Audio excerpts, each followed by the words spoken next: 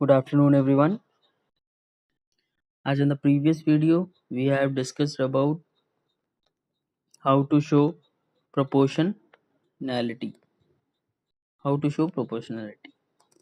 Now, in this video, what we are going to learn, we are going to see about finding the values.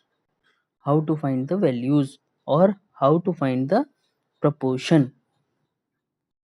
Clear? How to find the proportion. Right? Okay. Proportion. So, let's see. देखिए क्या क्या हम लोग पढ़ना जा रहे हैं. पहली बात, how to find fourth proportion, how to find third proportion, how to find mean proportion, and how to find continued proportion. ठीक, इतनी चीजें हम पढ़ेंगे. कैसे हमें मीन निकालना है, कैसे हमें व्हाट टू से हाँ कैसे हमें मीन निकालना है, कैसे हमें कंटिन्यूड निकालना है, ये चीजें हमें पढ़नी होंगी. क्लियर है इस बात को लेके आप? ठीक है. ठीक. अब सबसे बड़ी चीज क्या है, अब हमें ये देखना है कि हम कैसे इसको फाइंड करेंगे, कंटिन्यूड और मीन, फोर्थ और थर्ड. ठीक. अब आखिर होता क्या है, फोर्थ प्रोपोर्शन क्या होता है, थर्ड प्रोपोर्शन क्या होता है, ठीक है, मीन क्या कहते हैं. Let's have a look.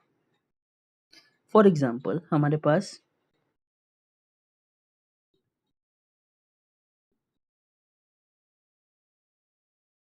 या इस 4 को हम क्या बना देते हैं, 2. अब देखिए, हमने आपको स्टार्टिंग में भी बताया था, ये जो मेरा होता है ये फर्स्ट टर्म होता है, फर्स्ट प्रोपोर्शन बोलते हैं.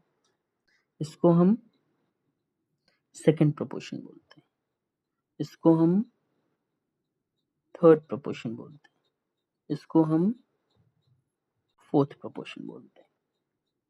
आई बात समझ में? ठीक. अब बेसिकली हमें देखना क्या है, थर्ड प्रोपोर्शन हम कैसे निकालेंगे और फोर्थ प्रोपोर्शन हम कैसे निकालेंगे. फिर मीन की जब बात करते हैं तो ये आ जाता है, कंटिन्यूड की भी जब बात की जाएगी तब भी यही आएगा. ठीक है, कुछ आएगा हम आपको समझाएंगे. ठीक. तो सबसे पहले हम जान लेते हैं how to find the fourth proportion. देखिए, जैसे हमारे पास क्वेश्चन लिखा हुआ है 4,8,12. ठीक. आर लिखा हुआ है, ये ऐसे लिखा हुआ है, are in the form of proportion, find the fourth proportion या find the fourth term.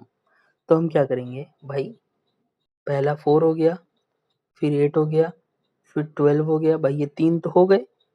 Fourth की जब बात करी तो चौथा नहीं है, तो चौथे को हम क्या मान लेंगे, A B C D X Y Z कुछ भी मान लेंगे, सपोज इट, लेट. ठीक. फिर क्या करते हैं, फर्स्ट 2 के बीच में रेशियो, लास्ट 2 के बीच में रेशियो, और बीच में क्या लगा देते हैं, प्रोपोर्शन. ठीक.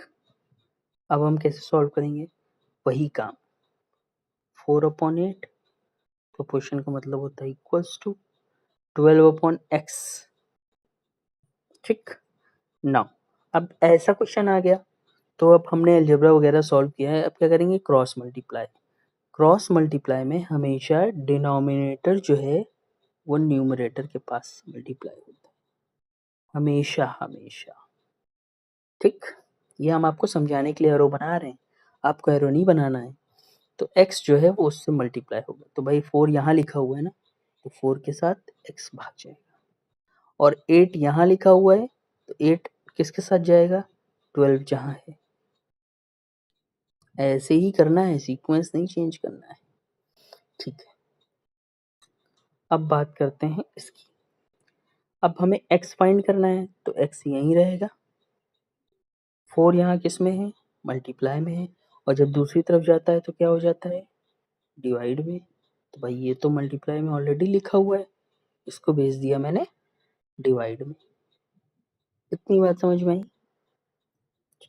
अब हमें कट करना है, तो कट कर दीजिए। 4 1 जा 4, 4 2 जा 8, फिर बचा यहाँ 12 और यहाँ 2, तो 12 2 जा 24। ये क्या आ गई हमारी x की वैल्यू आ गई, और x हमारा क्या था, फोर्थ टर्म। हमने फोर्थ टर्म निकाल लिया। ठीक, समझे कैसे फोर्थ टर्म निकालना है? ठीक है, now just I'm giving you a single question, just try to solve it. 3, 8, 9 are in proportion, और हम एक साथ में आपको x भी देते हैं, इजी कर दी। ये हमारे चार टर्म है, find the value of x। हमने ऐसे क्वेश्चन बना दिया अपना, हमने नहीं पूछा आपसे कि फोर्थ टर्म बताइए, हमने आपको चार टर्म दे दिए और हमने कहा find the value of x। So solve it.